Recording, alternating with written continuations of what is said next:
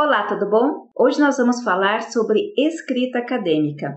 Como você pode fazer para melhorar a sua escrita? Quais são as dicas que podem fazer você entender essa grande argumentação dos professores quando eles pedem para você trazer uma escrita científica ou quando eles falam que você não escreveu corretamente?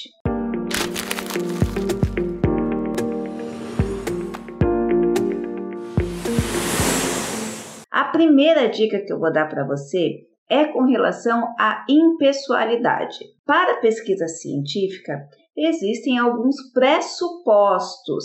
Esses pressupostos, eles vão direcionar a sistematização, a metodologia que você vai seguir e a validação da sua pesquisa. Um desses pressupostos é que o autor tem que ter distanciamento para que ele consiga analisar aquele objeto de uma forma correta. Então, aquelas palavras que falam que você dá um adjetivo, aquelas palavras que você fala é impossível sem base nenhuma quando você quer falar com eloquência, ou é mister salientar, ou que você quer dar um adjetivo de grandeza, quer trazer uma outra relação, é uma coisa que você vai ter que tomar cuidado, porque é um pressuposto que o material científico deva ter capacidade por parte do pesquisador desse distanciamento. Então, eu vou dar um exemplo.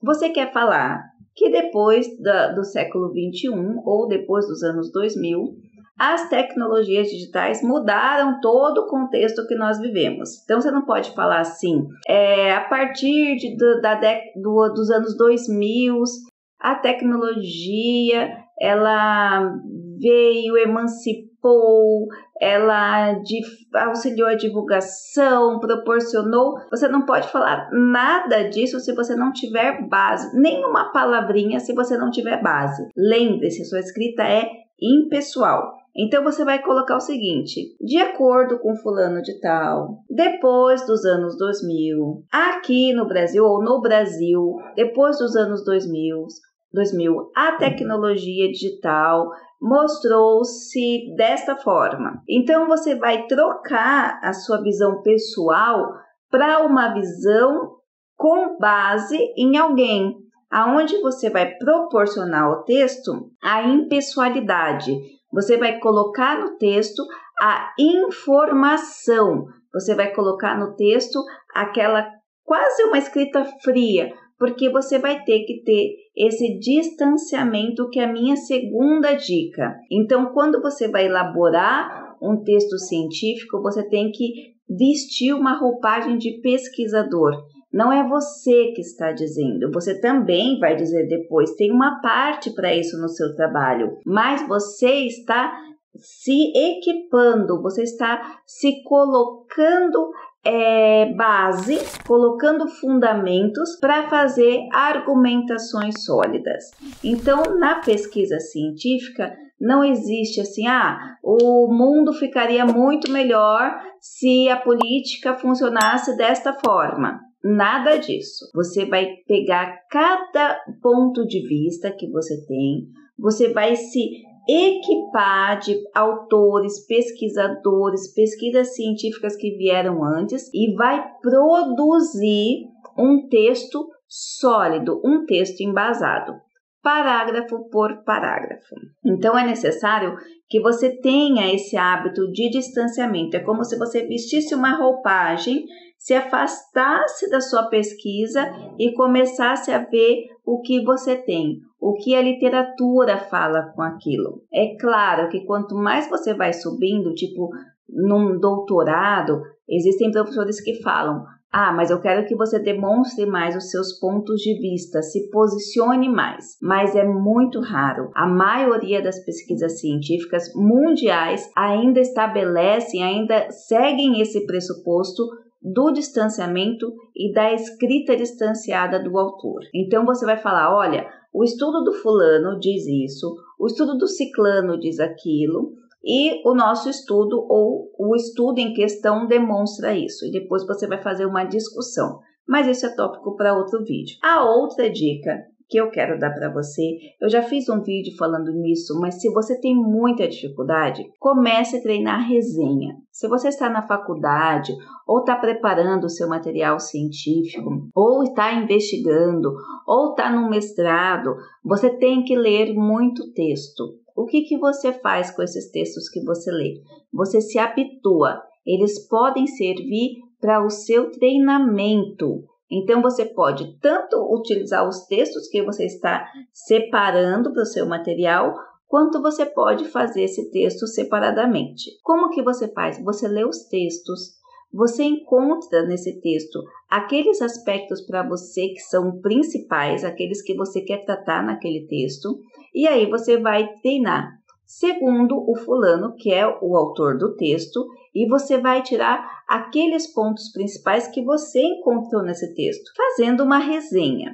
Separe todas essas resenhas e depois você vai trabalhando em cima delas, comparando com outros autores. Por exemplo, eu li um artigo do Negri e o artigo diz isso, mas eu li um artigo do Foucault que me deu a entender uma outra coisa, então eu vou contrapor. Esse artigo diz isso e esse artigo diz isso, ou vice-versa. Esse processo eu vou treinando através da resenha.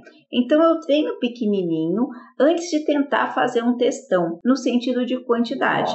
Porque uma resenha você consegue fazer em uma página. Então é um exercício que você vai executando, que vai te auxiliando muito a essa questão da escrita acadêmica. Distanciamento do autor, forma de citação, a questão de você traduzir o que o autor está escrevendo de acordo com suas compreensões, obviamente, mas sem deixar de citar o autor. Muita gente acha que você escrever citando o autor significa que você só vai estar mudando as palavras dele. Não.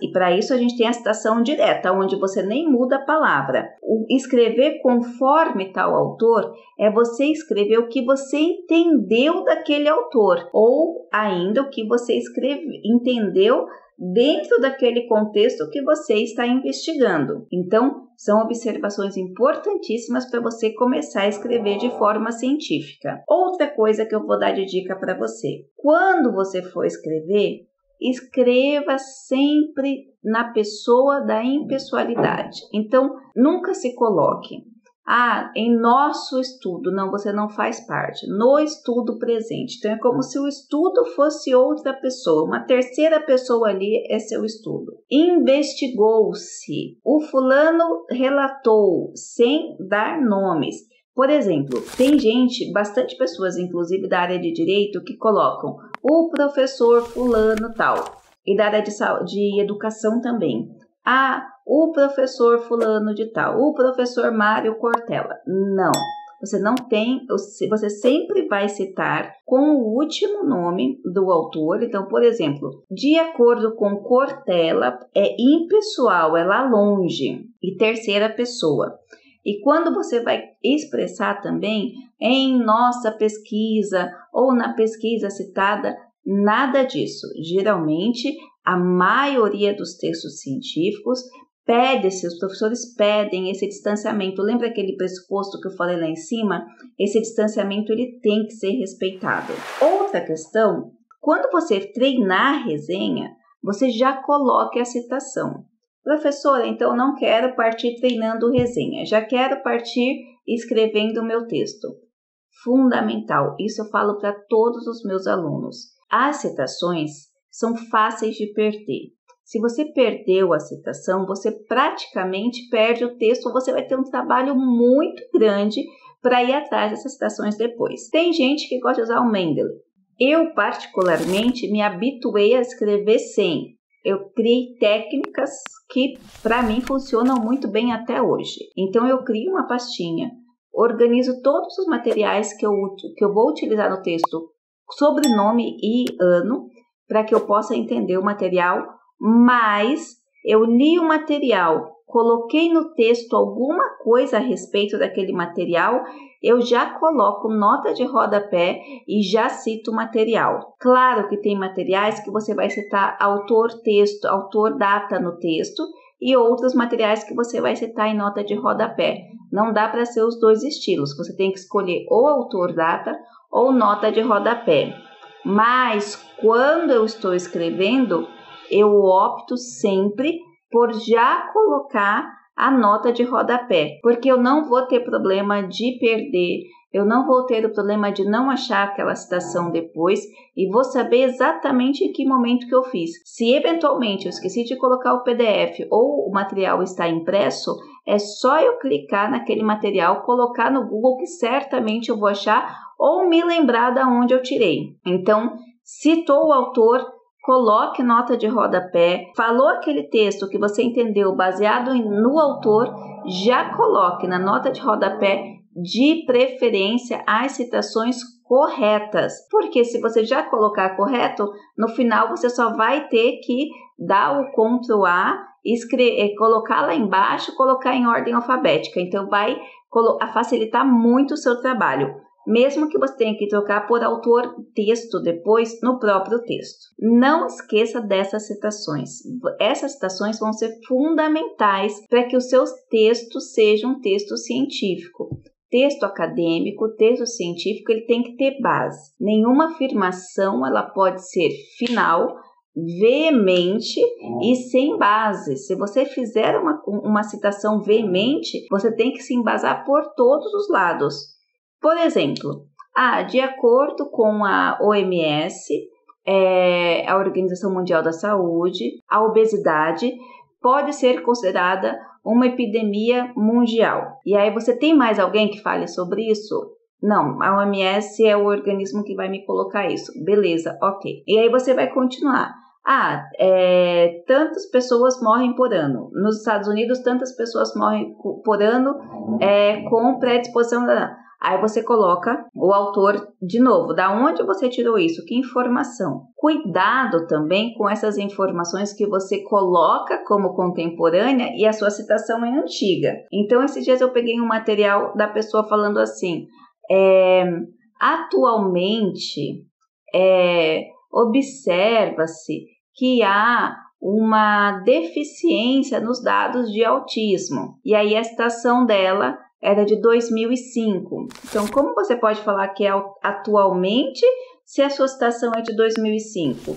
Então, cuidado com isso. Ano de citação, veja a citação que você está colocando, o ano que você está se referindo para trabalhar com essa questão temporal. Ou muitos estudos não têm estudo a respeito, cuidado com isso. Lembre-se que você vai pesquisar em base de dados específicas, não é a verdade do mundo e do mundo inteiro para você fazer afirmações tão fatídicas quanto essa, como essa é a primeira pesquisa deste tema. Você tem que comprovar por que você está falando que é a primeira pesquisa desse tema. E por fim, o que eu tenho que falar para você, leia, e quando você cansar, lê mais um pouco. Principalmente livros científicos ou artigos científicos para você ir treinando essas palavras, essas colocações, as saídas que os autores dão para o texto.